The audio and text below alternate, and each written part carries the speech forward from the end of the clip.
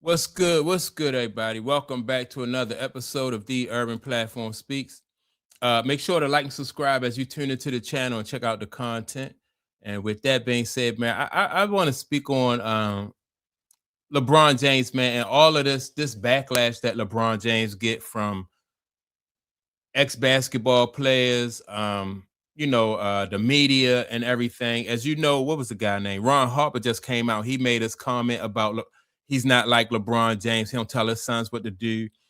Then you have other basketball, other people in the media saying that LeBron James is on performance enhancement. It's just all kind of stuff. People saying that LeBron James, he ruined the dunk contest. He ruined the NBA All-Star game. Now, this little clip I'm going to play right now is about Stephen A. Smith. He gets asked about LeBron James and his retirement, right? And his answer, it's just a whole lot of backlash, right? So let me play this real quick. Smith here. LeBron's last season. I don't know and I don't care. When he retires, he retires. If he doesn't, he's been in the league for 23 years. He's phenomenal. He's going to the Hall of Fame, first ballot. He's on the Mount Rushmore. He's all of those things. I don't believe for 1 second this is his last year. I agree. Because I think he wants the celebration throughout the year. And to be honest with you, he deserves it. All right, so like right there, and so Stephen A. Smith said he don't know, he don't care. It is what it is, right? And my whole thing about this is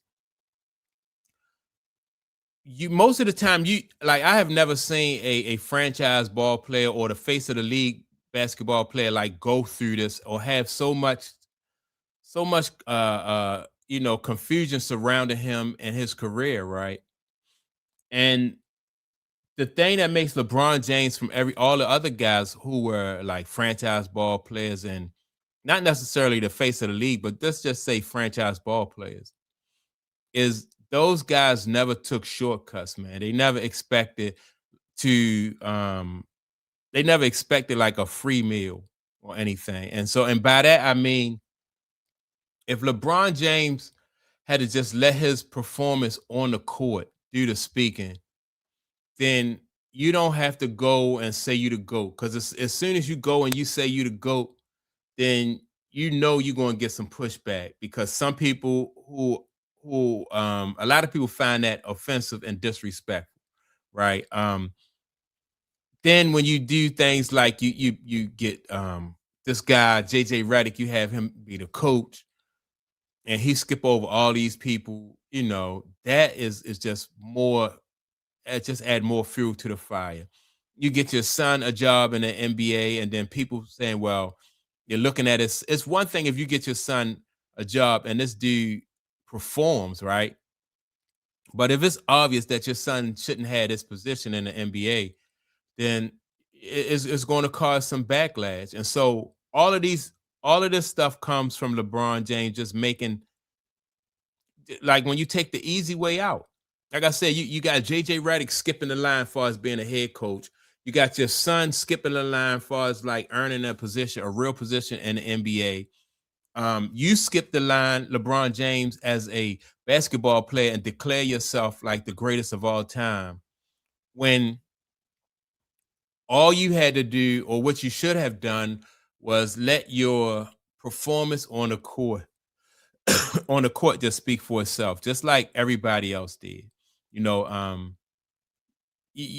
Larry Bird, man, when the Celtics drafted him, came with a lot of, like hype and expectations. I think it was in like 1980. Well, they drafted him in 79. He was still in school. Red Auerbach drafted him. But, he came and he performed,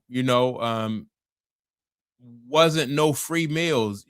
Like everybody knew he was going to be that dude in Boston because of, how they seen him perform in college. They knew he was going to be that dude. Same thing with Magic Johnson, man. Magic came. He didn't declare himself this or declare himself that. Magic came, he just performed. Isaiah Thomas, like these guys all came with expectation and hype surrounding their name, and they just lived up to the hype. They just performed. Nobody just tried to, they wanted to prove on the court that the hype surrounding them was real. And the difference between LeBron James and all those guys is he just didn't. He knew he didn't have to do that because the league had already crowned LeBron James the king.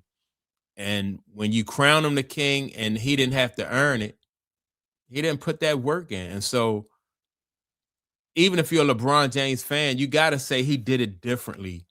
He did it different from everybody who came in front of him. Mike, Kobe, Magic, Bird, Isaiah. He just did it different than those guys. And I don't care how much hype's around you or what the league give you, you still have to put that work in. You just can't go out there and just tell people you to go, especially people, like the older fans.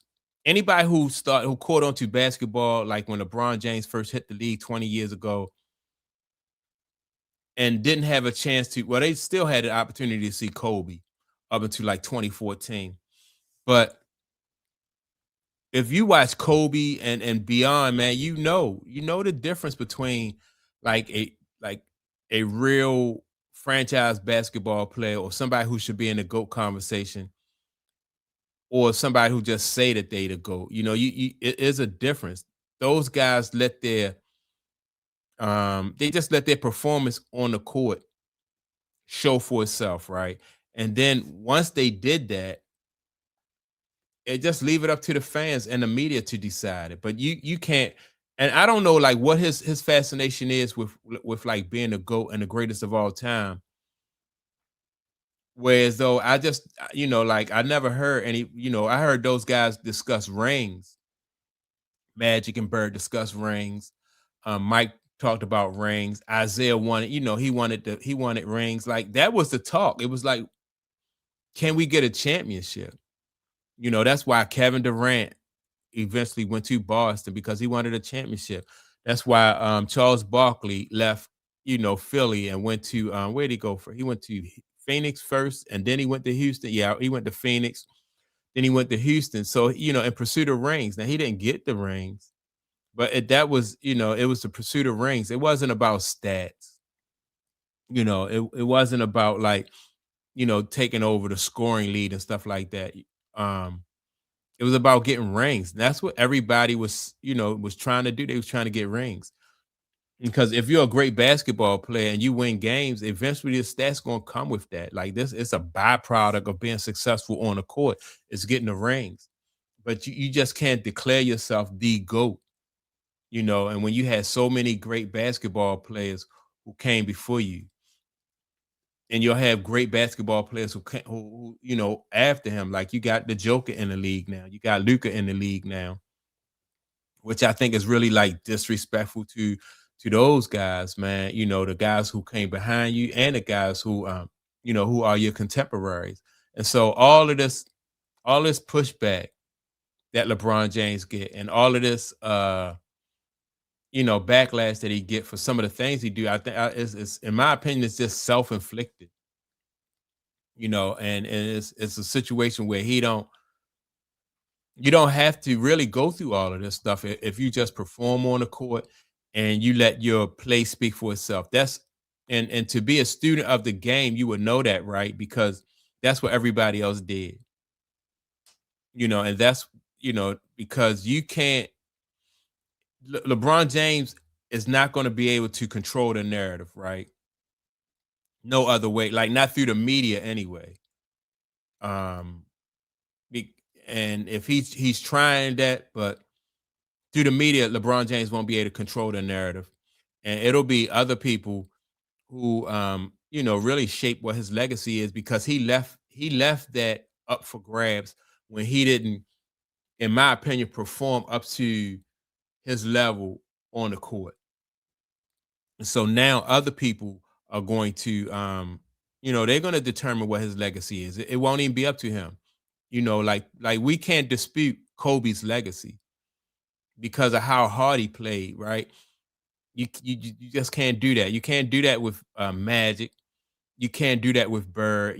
Because of what they did on the court. They didn't have the voice like Fox or CNN or none of those big media outlets. They didn't have that. They used what they had. Like They played hard on the court, and everybody who got to see them, is always you always going to hear people say that these guys left everything on the court. Like Kobe said, he was comfortable when he retired from basketball because he knew he left everything on the court. So you can't question, what Kobe brought to the game because it was just he displayed that, right? And that's what LeBron James had to do, just display it. He wanted to say it instead of just putting on, instead of displaying it on the court. So that's why LeBron James get all this pushback and take all this backlash and stuff like that, man, because he constantly have to convince people that he is what he say he is when all he had to do was just display that on the court. And so that's my take on it. Make sure to like and subscribe to the channel. Also, don't forget to leave a comment, and I'm going to check you all out in the next video. Peace.